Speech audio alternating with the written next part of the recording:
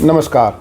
देखिए, इस वीडियो में आपको 4 जानकारियां मिलेगी। नंबर 1 जानकारी मिलेगी कि ओम बिरला धनखड़ की राह पर कैसे चल पड़े हैं। दूसरा, राहुल गांधी के खिलाफ सरकार ने क्या एक्शन लेने का प्लान बनाया, क्योंकि आज केंद्रीय मंत्री किरण रिजिजू ने कहा कि राहुल गांधी की गुंडागर्दी को बर्दाश्त नहीं किया जाएगा और अब सरकार उनके खिलाफ एक्शन लेगी। और तीसरी जानकारी आपको ये मिलेगी, राहुल गांधी ने आज संसद में क्या कहा, ऐसा कहा कि जो उनको नहीं कहना चाहिए था या जिसको कई लोग कह रहे हैं कि उन्होंने हद पार कर दी है। चौथी जानकारी आपको ये मिलेगी, 2 वीडियो राहुल गांधी की मैं आपको दिखाऊंगा, बिल्कुल एक बढ़िया बेहतरीन वीडियो। उनको देख करके आपको पता चल जाएगा कि हमारे राहुल बाबा जब बोलते हैं तो क्या बोलते हैं और आप उनको क्या समझते हैं। नमस्कार, आप वीडियो देख रहे हैं, बहुत बहुत धन्यवाद, आपने समय निकाला इसके लिए। और आपसे रिक्वेस्ट है, वीडियो काफ़ी लोग देखते हैं लेकिन सब्सक्राइब कम करते हैं, तो आपसे अगर ठीक लगे, आपको कोई आपका बुरा ना हो, इसमें कोई नुकसान ना हो, तो एक बार सब्सक्राइब वाला बटन दबा दीजिए। भगवान आपका भला करे। टोटका ही बताऊंगा जिसकी बड़ी मांग है। चलिए अब आगे बढ़ते हैं। देखिए, आज संसद में हंगामा हुआ, जबरदस्त हंगामा हुआ। तो आप कहेंगे यार इसमें नहीं क्या बात है, रोज ही हंगामा होता है संसद में। तो हंगामा आज हुआ इसलिए कि आज राहुल गांधी बोले, और जब राहुल गांधी बोले तो मतलब ऐसी बात बोले कि जो ना बोले तो ज़्यादा बढ़िया रहता। उनके बोल में उन्होंने कह दिया कि भारत माता को बेच दिया गया है। अब भाई देखो, राहुल गांधी के साथ ये दिक्कत समझ नहीं आती कि वो जानबूझ करके करते हैं या उन्होंने कोई ऐसा कोर्स किया हुआ है कि भाई उनको एक कोर्स, स्पेशल कोई कोर्स किया है, उस कोर्स को करने के बाद ही वो ऐसी बातें करते हैं कि भारत माता बेच दी गई है। तो इसको लेकर के संसद में बड़ा हंगामा हुआ। और संसद में आज जब उन्होंने बजट पे बोला कि बजट पे जो उन्होंने बोला वो क्या बोला, एक बानगी आपको मैं दिखा देता हूँ। ये वीडियो आप देखिए, छोटी सी वीडियो है, आप समझिएगा कि राहुल गांधी क्या समझाना चाह रहे हैं। अगर आप समझ पाए उस चीज़ को तो कमेंट कीजिएगा। ये वीडियो देखिए आप। चौक में जाए कि पहले ग्रिप ली, दूसरी ग्रिप ली और फिर एकदम चौक में जाए। चौक में गया, पकड़ लिया, और चौक का फोकस गला होता है। तो हम बजट की बात कर रहे होंगे थोड़ा, तो फोकस बजट पे ही बात हो रही है। आपने ये वीडियो देख ली।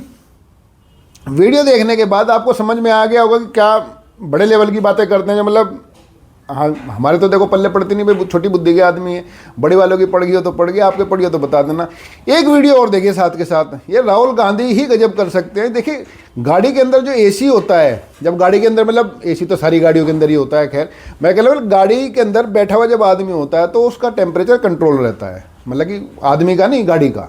गाड़ी का तो आदमी के अंदर बैठा हुआ टेम्परेचर ऑटो कंट्रोल हो सकता है, लेकिन राहुल गांधी इस गाड़ी में टेम्परेचर कंट्रोल गाड़ी में जब बैठे हुए हैं तो अंदर तो उनको लग रही थी ठंड, वो जैकेट पहने हुए थे, लेकिन जब सर्दी में गाड़ी से बाहर निकले संसद जाने के लिए तो उन्होंने जैकेट निकाल दी।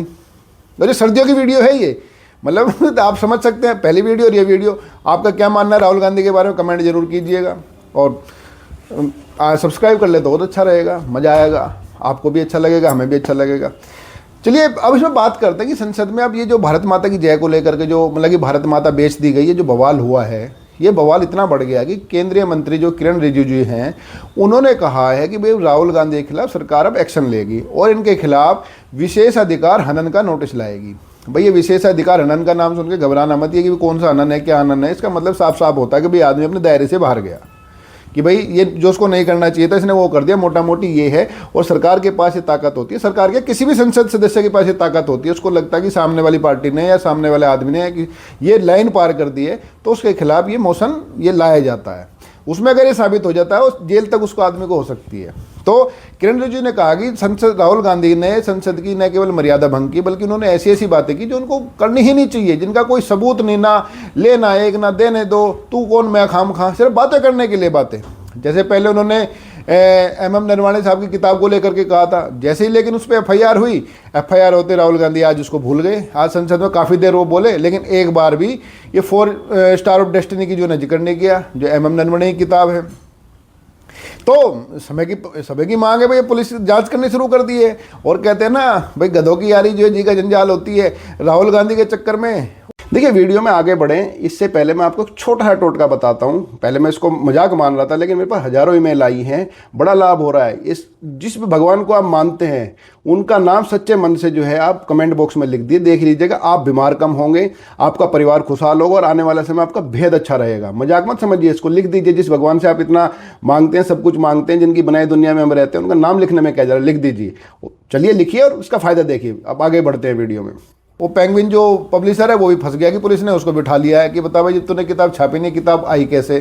तो अब तमाम तरह की चर्चाएं चल रही है, लेकिन आज राहुल गांधी ने किताब का नाम नहीं लिया। लेकिन राहुल गांधी ने ये जरूर कहा कि भाई नरेंद्र मोदी की जो नाम जो है एप्स्टन फाइल में है, जो एक अमेरिका में फाइल निकल रही है, उस फाइल में नाम के चलते अमेरिका के सामने नरेंद्र मोदी झुक गए। पोस्टर बैनर तक लगा रखे थे उन्होंने कि भाई नरेंद्र मोदी झुक गए, जो कि मतलब इस तरह से बचना चाहिए था। अब तो स्थिति बस वही आ गई है कि अगर राहुल गांधी को मौका मिल जाए, जैसे हो गए थे ना केजरीवाल वाली हालत हो गई थी भाई, केजरीवाल भी मोदी को देखते जो है कुछ ना कुछ करने लगता था, उनके मन में तिरंगे उठने लगते थे कि भाई कुछ ना कुछ किया जाए।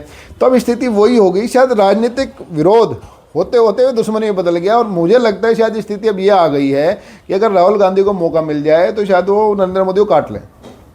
और काटने वाली एक प्लान तो आपको पता ही है कि जो ओम बिरला ने भी जो आरोप लगाया है और टीडीपी के एक नेता ने आरोप लगाया है, जब महिला सांसदों ने कांग्रेस की जब पीएम मोदी की जो है ना कुर्सी घेरी थी संसद में, तो उनका प्लान ये था कि नरेंद्र मोदी को हाथ पे या गले में काट लिया जाए। और जब नरेंद्र मोदी अपने बचाव के लिए कुछ करें तो फिर उस पर हंगामा किया, देखो मोदी ने कर दिया।